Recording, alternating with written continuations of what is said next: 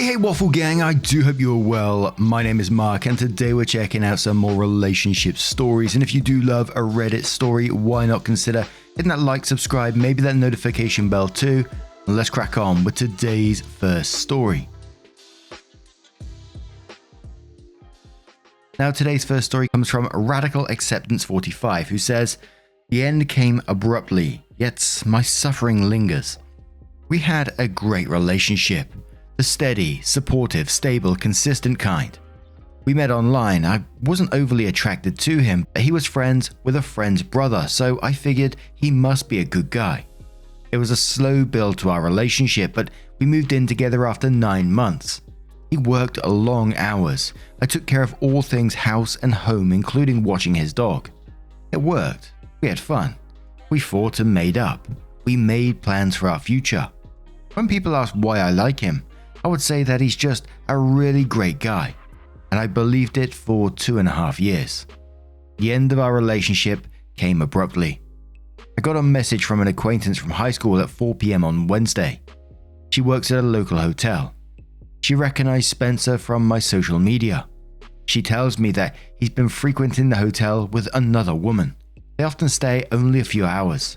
I asked for the dates, at least 5 times in the month of August, mostly from 7 to 11 p.m. Once a whole night stay while I was out of town. I look at my text messages from him to see what lies he told me on those dates. They are extensive. The most intricate included him helping a friend in a nearby town to load pigs on a truck. I found it odd that I'd never heard of this friend, and I couldn't understand why this guy didn't have other farmer friends. But Spencer's a butcher, so it tracked that it could be in the realm of possibilities.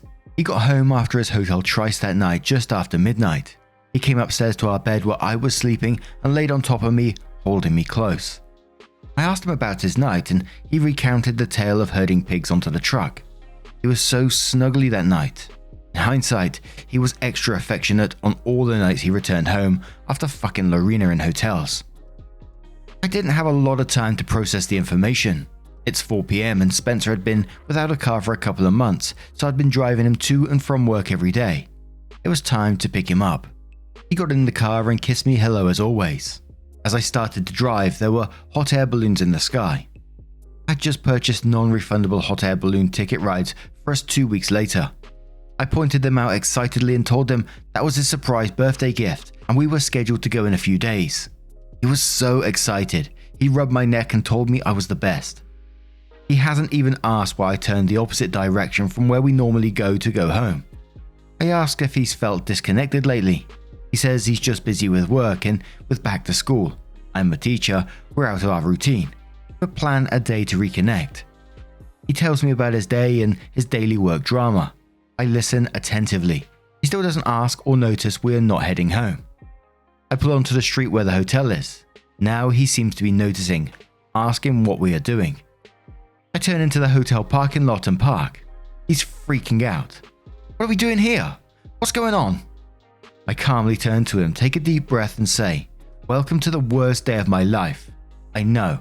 I just need to hear you say it." I don't know where my calmness is coming from. I certainly don't feel that way. He won't look at me. He's silent for 10 minutes. I finally say, "I was really hoping you were going to say you had a surprise for me, and I just ruined it all. I wish I could say that too," he finally says. "How long?" I ask. He holds up one finger without looking at me. 1 month, I say. "One time," he snaps, finally looking at me. More lies. I have proof of at least 5 stays over the last month. He can't tell me why, but says he's not sure he ever loved me. He thinks he wanted to be happy but wasn't. This hurts, but why not end it? Why pursue an affair? Is it even true? He just held my face in his hands, looking deep into my eyes, telling me that he loves me and nothing will ever change that. A few days ago, while we were planning a budget for our future, we were going to go look at rings. He asked me to drive him to his parents. I do. And in hindsight, my badass confrontation would have been better if I kicked him out of the car. I whip home and my parents come meet me, pack his belongings into green garbage bags. They are shocked. We are all crying. He picks up his stuff that night, turns away and doesn't look back. He owes me $25,000. He borrowed the money in October 2021, in order to pay back his employer, who made fake T4s in order for him to qualify for a mortgage. The deal was that Spencer paid the taxes that the business would have to pay to the CRA on the fake income. When he quit that job with that employer, the employer demanded money. We were in love. I trusted him completely. I wrote him a check on my line of credit. Perhaps his willingness to commit mortgage fraud should have been my first red flag. He hasn't been able to pay anything since I lent it to him, except the interest. He was living rent-free in my home, so he could save for a car and save for our future. He chose to spend his savings on hotel rooms and whining and dining with another woman all over town. Why wouldn't Lorena demand more? Why wouldn't she demand he break up with me before pursuing anything?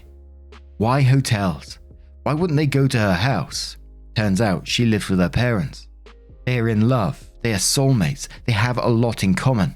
They are both trained chefs and they work together closely at the same company. I do hope my pain was worth it. I hope they are soulmates because that is the only thing that makes sense to me as to how or why you could do that to someone. I'm a sucker for a good love story, and I'm sure they will rewrite the beginning of theirs. I hope he and Lorena are happy. I hope I get my $25,000. I hope my pain subsides soon, but the story is still unfolding.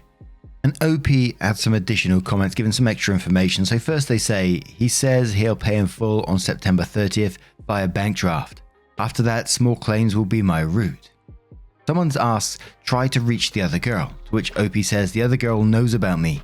I've been to work events with them. She's complicit. I'm not sure she knows about the 25k. He's not that cool. I wish I could say he was suave and handsome and had a way with the ladies, but alas, that's not him. I just think he fell in love with another woman. Someone says definitely let their employer know. With nowhere to go, probably doing stuff in the back room. OP says employer knows. They're going for brunch together as a double date this weekend. I just found out they're moving in together on Monday, not even 3 weeks after moving out of my house. OP says thank you, and he's definitely not wishing he was back with me. They're moving in together, not even 3 weeks after I confronted him and kicked him out. I do find the fact that he's not wanting to get back with me another kind of blow.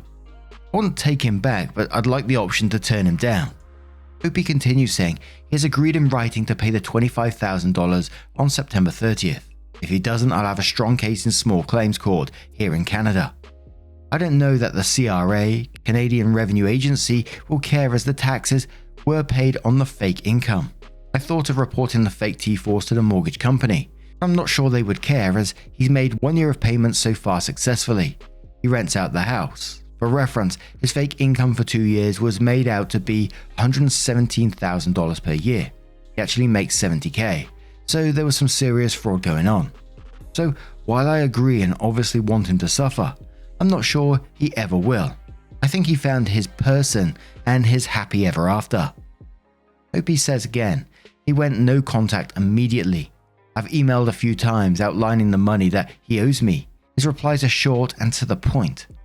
I really think he's moved on already. I've already blocked him on her social media.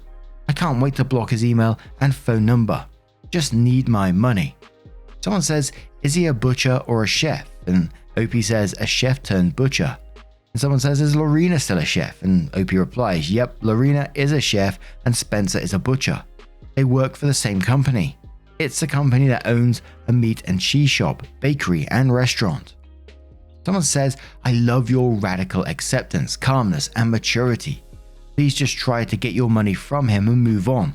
Don't seek answers or revenge as they won't give you any satisfaction. OP says, I'm starting to see that.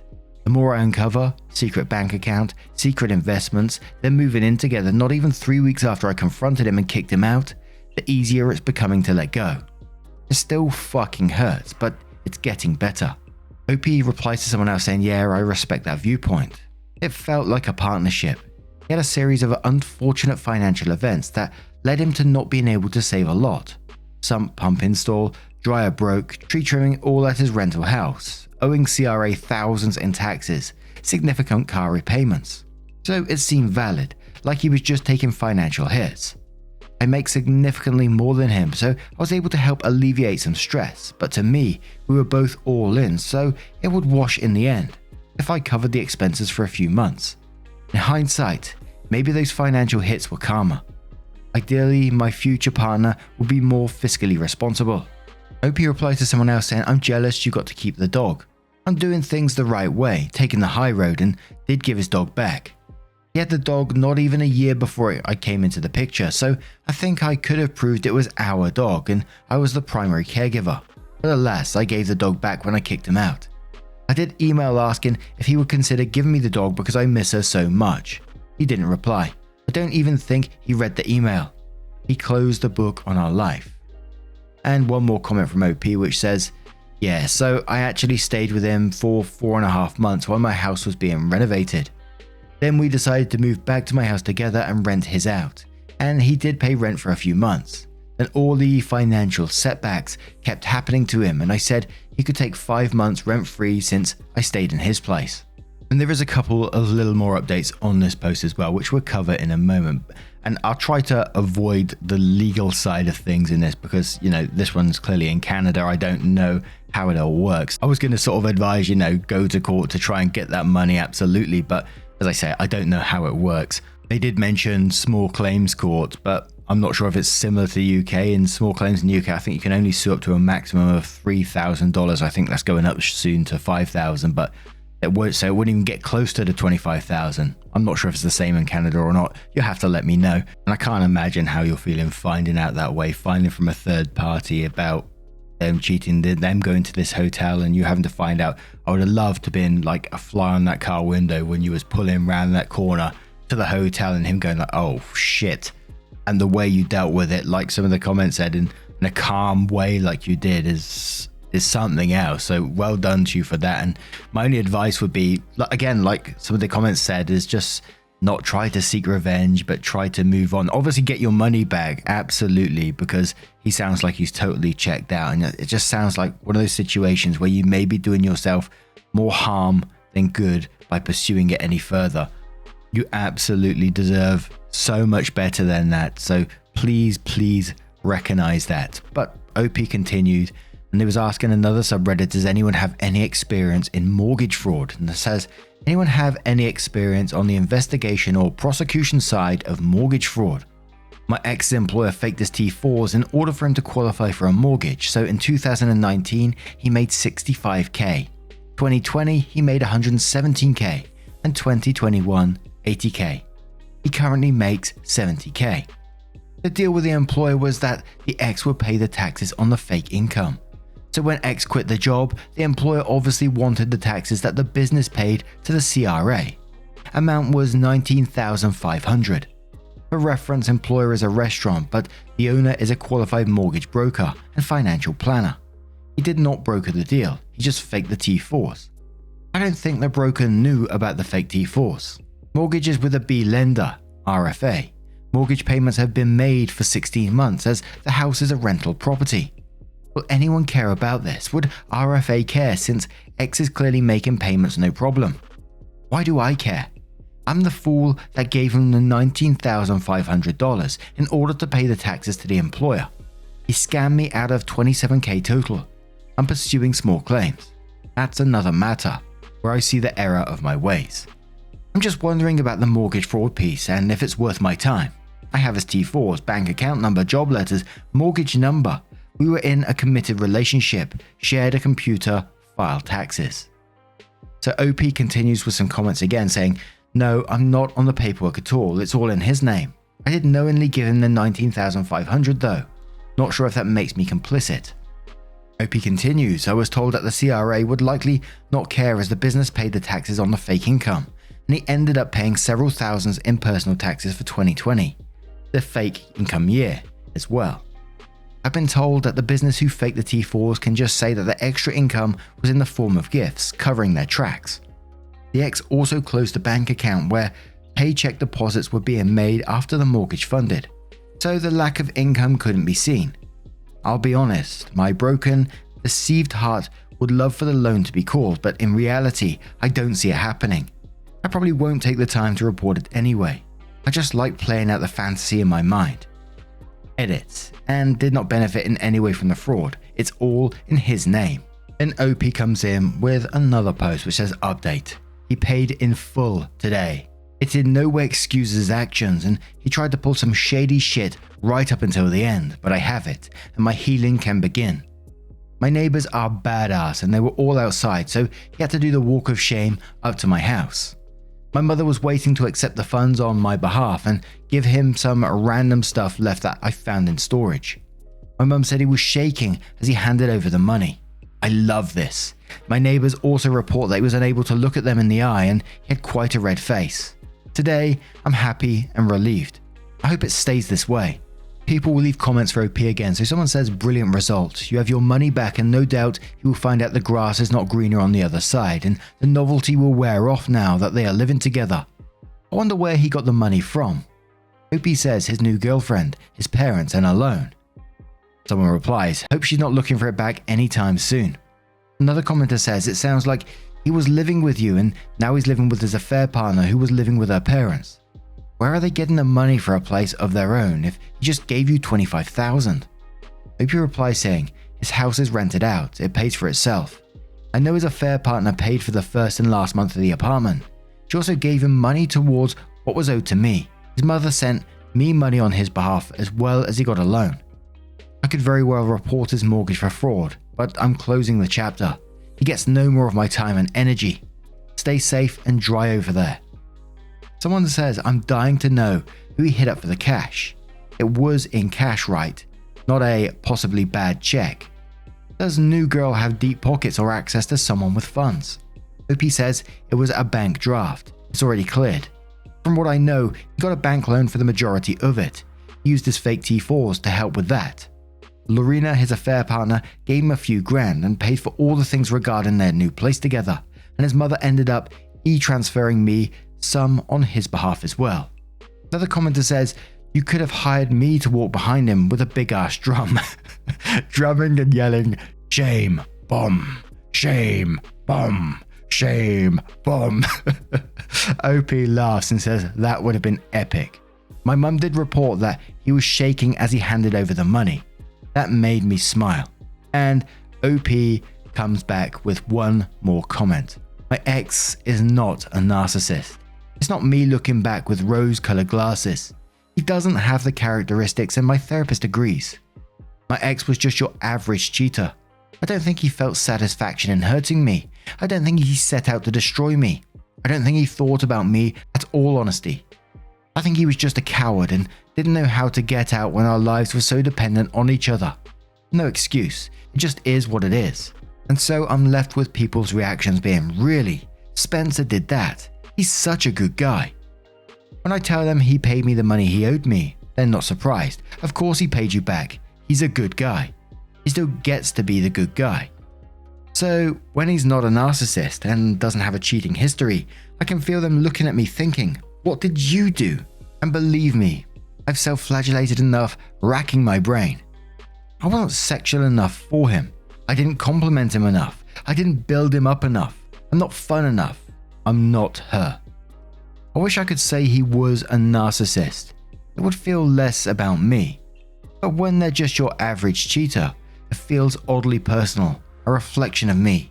Not good enough for the good guy. And should we just knock that shit on the head right away about this good guy? And I know it's not easy, but I'd start responding to people who says, he's a good guy, saying, oh yeah, good guys really, commit tax fraud, cheat on their partners and lie about the whole fucking situation at the same time. No, he's not a good guy. He turned your life upside down. He's just an arsehole. And I know it probably makes very little difference to you now because hopefully you're moving on. Hopefully you've realized that how much more you deserve. You don't deserve this shit and you deserve far more than that. And I'm very, very glad you did get your money back. But look where he's at now. He's borrowing money in the form of loans. He's borrowing it from his current girlfriend. It just sounds like another disaster absolutely waiting to happen. And the dude, I'm going off again, and the dude ghosted you after he cheated and went away. He didn't try to explain. He didn't try to, help you in any way. Didn't reply about the dog or anything like that. He just totally ghosted you after what he did. That doesn't scream good guy to me at all. But what do you guys make of this situation? What would you do if you was OP? I think OPs handle it in the best way they possibly can at the moment. And what was that saying that I learned the other day from another video? It's like living living your best life is the best form of revenge. Something along those lines. And I really hope that's what OP does and they get what they need and their therapy sessions go well for them. They really deserve it. But what do you guys make of this one? Let me know your thoughts down in the comments below. And just a huge thank you for spending your time with me today, getting involved in the stories. Your love, support, and time always means the absolute world to me. So thank you so much. And hopefully I will see you in the next one. Take care and much love. Wake up, get up, stretch my legs, eat some breakfast, milk and eggs, brush my teeth up, wash my face, throw my clothes on, start my day. Wake up, I can smell the smoke from the bacon. Let's go, see the sun shining from the windows. Okay, I know that today'll be a good day. Okay, I know that today'll be a good day. A, B, C, 1, 2